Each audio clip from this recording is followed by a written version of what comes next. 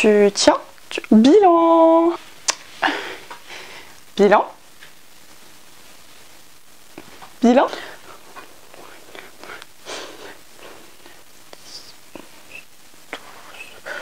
12. Ah, un an. Magasin, vêtements, shopping, acheter, vite, dépenser. Devinez de quoi on va parler?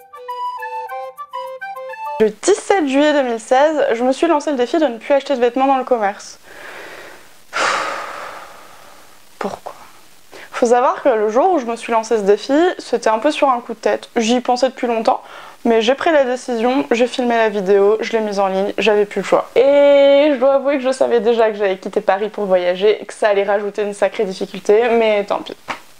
J'ai lancé ce défi. Ce qui m'a motivée? Clairement le goût du défi. Bon, le contexte. Je suis passionnée de couture depuis la nuit des temps. J'ai eu ma première aiguille entre les mains à 7 ans. Du coup, ça fait 20 ans. Ouais, voilà. Et depuis, j'ai jamais arrêté de coudre. J'ai appris avec ma maman, elle m'a transmis tout ce qu'elle savait. Adolescente, ça m'a permis de me faire mes vêtements parce que j'avais un look particulier. La preuve. Et ensuite, j'ai enchaîné avec des études dans la mode. J'ai fait un diplôme de styliste et de modéliste.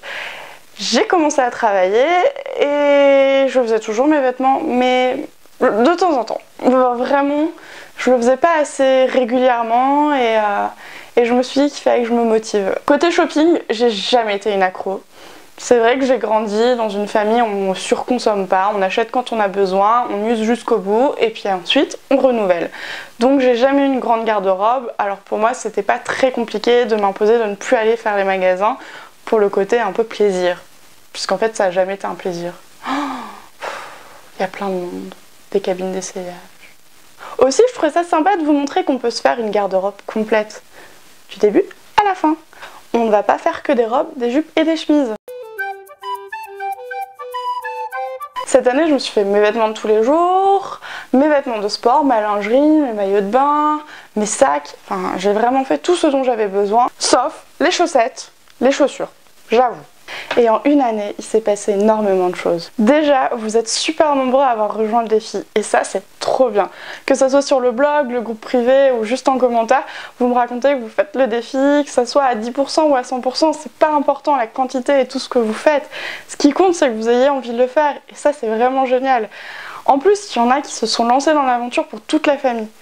Et là, j'avoue, je suis super impressionnée. Je pense par exemple à Businette qui le fait pour son mari et ses enfants. C'est dingue! Elle arrive à tout faire, tout en travaillant à côté. Waouh! Et d'ailleurs, si ça vous intéresse, je vous mets son blog dans la barre d'infos. Ok, j'ai pas cousu pour Didier Flocon, j'avoue. Mais je me suis fait des choses pour moi. J'avoue, au début, c'était difficile de me lancer dans le défi. J'ai eu du mal à me motiver à faire les pièces dont j'avais besoin. J'avais trop tendance à faire ce qui me faisait envie. Du coup, je me faisais des robes et des jupes. C'est cool, c'est pratique, mais j'en avais déjà assez, trop. Donc, vous l'avez vu sur les premiers défis, j'avais pas grand chose de nouveau et c'était un peu tout le temps la même chose. Pour moi, le vrai début du défi, c'était, on va dire, septembre, octobre, novembre. À cette période-là, je préparais mon déménagement, mon départ de la région, mon début de voyage autour du monde, je travaillais, je donnais des cours, il y avait le blog, il y avait trop de choses. Et c'est vrai que je dégageais pas assez de temps. Bon, après, on arrive en janvier. Je suis partie en Thaïlande et j'ai enchaîné tout de suite avec Barcelone. Du coup, je suis rentrée à peu près mi-mars, si mes souvenirs sont bons. Donc là, pendant 2 mois, je n'ai rien fait. J'ai profité. C'était très bien.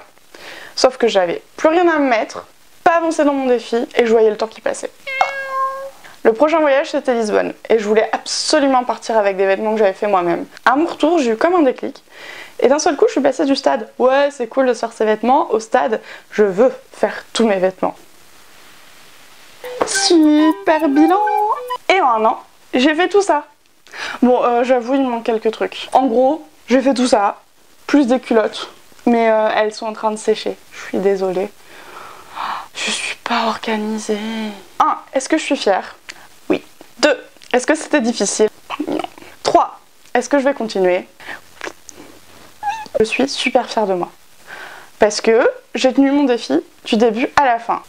En un an, j'ai acheté un t-shirt, ma mère m'a acheté une doudoune, ma tante m'a acheté un pull. Ça va, franchement. J'ai cousu tout ça. Je me suis fait des jupes, des robes, des t-shirts, des chemises, des jupes, des pantalons, encore des jupes. Ouais, j'ai fait beaucoup de jupes. Hein. Et plein de sacs. Du coup, pas de soucis. Finalement, j'ai trouvé le temps de faire tout ce dont j'avais besoin. Alors c'est sûr que si j'achetais, j'aurais plus de choses parce que en ce moment j'ai hyper envie d'avoir une salopette et il faut que je trouve le temps de la faire. Donc j'ai pas de salopette. Mais ça va, je sors pas cul nu, hein, vous inquiétez pas, je suis toujours habillée, tout va bien. Si on me demande cette chemise, je ne l'ai pas faite. Voilà, c'est dit. Je l'ai depuis longtemps, ok? On se calme. Je l'adore, donc sachez qu'elle est très jolie mais très désagréable à porter. D'où l'intérêt de faire ses vêtements soi-même. On peut faire du joli, agréable à porter. Est-ce que je continue? Clairement, je continue ce défi. Alors je le continue en m'autorisant une chose, une seule chose. M'acheter parfois des choses en fripe. J'adore faire les brocantes, j'adore faire les fripes pour m'acheter des vêtements que je vais un peu transformer. Et ça m'a un peu manqué, quand même. Je suis allée à Emmaüs et j'ai rien acheté. Oh, j'ai rien acheté chez Emmaüs. Enfin en vêtements. C'était dur. Bon. Maintenant c'est à vous de me dire si vous avez fait le défi, ce que vous avez réussi à faire cette année, de quoi vous êtes le plus fier. Et tout ça vous pouvez me le dire en commentaire ou sur le blog. Je vous dis à très très vite. Et puis surtout, n'oubliez pas, si vous aimez la vidéo, laissez un pouce bleu, abonnez-vous et revenez.